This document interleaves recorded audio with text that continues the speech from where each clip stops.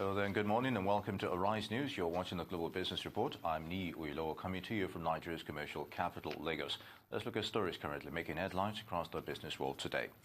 Nigeria's core inflation drops 0.14% in July as CBN eyes a single digit by the end of the year. Plus, global markets recover gradually but poised for a relapse as China talks tough on trade. Then Argentina peso recovers after suffering a huge drop during the country's primaries. And South Africa's President Cyril Ramaphosa signs a controversial debt relief bill into law. This and more in a moment. Stay with us.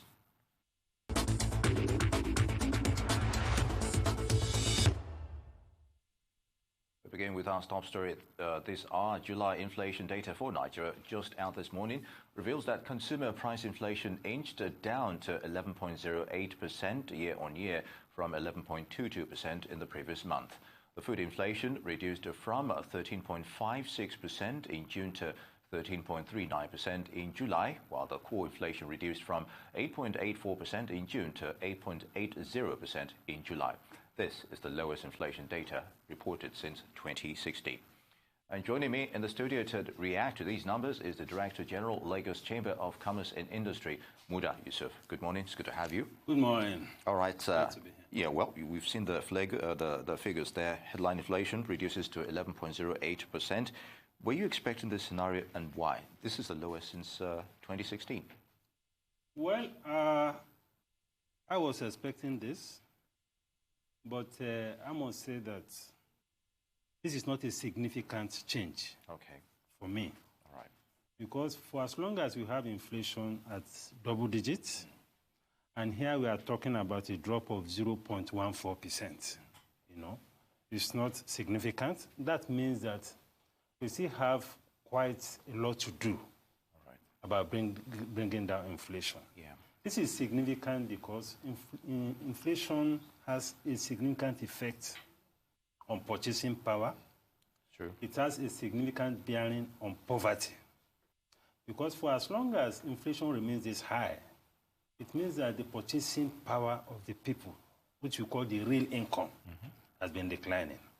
And what this figure says in a layman's term is that between last year and now, the value of the money that we carry has declined by 11.08%. So it has a lot of implications. So we need to work. But more importantly, if we disaggregate the numbers, you will see that the food component of the inflation is very high. The food component of the inflation is 13.39%. All right. Even though the overall CPI, composite inflation, is 11.08%. So that means that we still have a major challenge with food. All right. For food inflation, there was also no significant reduction. Okay. The reduction we are seeing here is 0.17%. Okay. So, and when you talk about poverty, a major driver of poverty is also access to food. Indeed. So it is very significant that we worry about this. And there's a Yoruba proverb that says that if you take food out of poverty, whatever is left is manageable. Indeed. So we need to deal with these issues. We also need to worry about how we can scale up access to food and bringing down food prices. Of course, there are a whole lot of factors that affects productivity in terms of food. Government has been doing quite a lot, but the reality is that we still have a long way to go. Indeed. Because for as long as we have food inflation at this level, means that it will continue to be very difficult to deal with the issue of poverty. Very good. Because the primary thing about the person who is poor is how to feed. Indeed. So if the ability to feed is still being constrained, of course, by a number of factors, we have the security problem across the country affecting the farming communities. We have the problem sometimes of access to land. We have the challenges of being able to mechanize agriculture. Okay. Because if you look at the agricultural space now, especially at the primary level, over 80 to 90% of the players in that sector are still the smallholder farmers. Yeah. Most of them still operating with the traditional implements. Indeed. So these things are constraining productivity. They're also constraining the capacity of that sector to grow. Then there is also the challenge of transportation. If you talk to an average farmer, part of the things that one of the biggest problems they contend with is also the problem of transportation. Okay. Because transportation determines access to markets. And farming is essentially a rural activity. So the more you have difficulty with access, the more it affects productivity in agriculture. Then there is also the fact that our agriculture is still basically seasonal. You know, in other climes, more advanced environments, you have year-round, all year-round agriculture. You can produce all the year-round. But here, it's seasonal because it's rain-dependent. So we also need to move fast to deal with the issue of ensuring that we move away from seasonality, from farming all year round. Yeah. And this will require a lot of investment in irrigation and all of that, not just in the northern parts of the country. Because there is this notion that when you talk about irrigation, you should be talking mainly about the north. It's across the country. Because the problem of seasonality in agriculture is a countrywide problem. Yeah. So these are some of the things. Of course, we have the security problem. All right. You know, affecting the farming community, whether in the north, in the south, in the west, everywhere. Because the primary targets of some of these bandits and herdsmen are the farming communities. Yeah. So we have situations where people who are supposed to be in the farm, some of them are now in IDP camps. Indeed. So these are things that we need to worry about. And if we want social stability, we need to seriously address the issue of food. Interesting, talking about social stability, and based on government's recent policy as well, I guess this is the time to discuss this. The proposed ban on forex for food imports. It's been on the news for some time now. The marginal gains for food price last month, what is the prospect for further increase in inflation in relation to this? Well, these numbers, these inflation numbers, is instructive, and it should also inform the character and nature of economic policy. All right. Given the centrality of food to the welfare of people. Because economic management is about human beings. It's about welfare.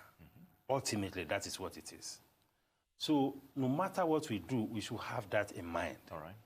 And issues of food, access to very basic things of life, issues of employment are critical to ensuring the welfare of any person. True. So if you are contemplating any form of restriction on imports, we should relate it to the capacity to fill whatever gap will exist. Indeed. I just told you now we have serious productivity challenges in agriculture as a result of all these problems that we have addressed. So in addressing the issue of self-sufficiency, in addressing the issue of the kind of policies that the government recently pronounced, we need to balance all of these things so that you don't create a crisis for the average man on the street. It is good, of course, to pursue the issue of self-sufficiency, but we need to begin from the supply side of it. We need to see how we deal with all these critical challenges. Just as I said, we have infrastructure challenges, we have issues of security, we have issues of transportation, we have issues even with processing. Because the beauty of agriculture is to develop the entire chain, not just the primary side of agriculture. Those who are processing should also feel comfortable to do business processing what they buy from the primary producers. But the processing aspect of agri is within the domain of manufacturing. We all know all the challenges that the manufacturers are facing in this environment. So the emphasis, in my view, should be on how to remove all these bottlenecks on productivity, on the supply side. If we are making progress on that side, we can now bring in the issue of restriction. If you don't deal with the supply side problems, and we are focusing on restriction or protection, you will hurt the people. And you also hurt businesses. You create problem of welfare, you create problem with employment, you create problem with investment. So we need to address these things very carefully. And I must also say that in relating to this, already quite a number of food items are already under forex are already on the forex exclusion list. Yeah. Rice is already there. Fish is there. Poultry products is there. Palm oil is there.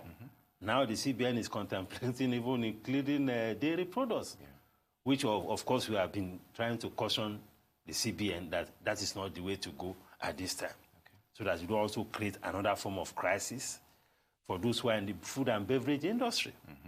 So quite a lot of things are already on the forex prohibition list. So when we had this announcement that the directive has been given to the CBN, one wonders what else will be added. And I must caution, bread is the food of the common people. Staple food. It's a staple food. Indeed. Now, our capacity for wheat production is very weak. So we have to be careful so that we don't go and trigger a more serious social problem. Indeed. Until we're able to deal with the issue of productivity of wheat, we should not go and tamper with wheat importation. All right. Of course, there is the employment angle of all the flour millers that are dependent on wheat. Indeed. There is a welfare effect on the citizens because once you touch wheat, you are touching bread, you are touching all these other things, cakes and all sorts of things that you use wheat flours for. So all these things require a great deal of caution. Yeah. And when we talk about trying to preserve foreign exchange, we need to look at the materiality of this. Over 80 to 90% of the food that we consume in Nigeria today are grown in Nigeria. If you talk of eba, you talk of akpu, you talk of tuwo, you talk of beans, also a whole lot is happening in that area. Okay. So we should also not overstate the problem. How many people can afford all this processed, imported, canned food? How many Nigerians? Yeah, which also brings me back to the next question. Yes. Earlier you mentioned the thought about businesses being hurt by this. And there's the particular segment talking about the foreign commercial chain stores and other related businesses as well. And they also depend on these some of these food imports. But I need you to answer this briefly. What are your thoughts there? Will they also be, directly affected by all of this? Well, as a chamber, we're already also discussing with investors in that space to know to what extent it will affect them. Yeah. Because many of these supermarket chains, first, it's a growing sector in this economy. It's one of the fastest growing sectors. Yeah. And so from the employment point of view, there's a lot of employment that is taking place. Even if you look at the GDP performance, the distributor and wholesale sector is one of the biggest. Indeed. It's well over 15%. So we also need to worry about that. And many of the expatriates in this country, many of the foreigners, whether they are business people, whether they're in the diplomatic community, not all of them can eat Nigerian food. All right. So there has to be a window for them to go to some of these supermarket chains and pick whatever they can eat. Very good. So we need to look at it holistically. All right. It requires a thorough study so that we don't create unnecessary dislocations in the economy. Indeed. And on that note, Muda Yusuf, Managing Director, Lagos Chamber of Commerce and Industry. Always a pleasure. DG, all right. Director General. All right. Many thanks for that, for your coming. All right. It's good to have you.